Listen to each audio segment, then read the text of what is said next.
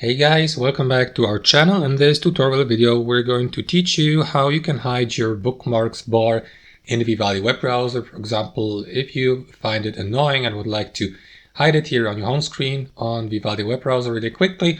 So drop a like and now let us dive into this, guys. So doing this is actually no rocket science at all. As you can see here inside my Vivaldi web browser, there's no bookmarks bar because I have hidden it. So this is how you can do the same.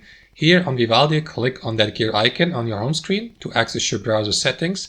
And from your browser settings, simply head over from General here on the left-hand side to Bookmarks.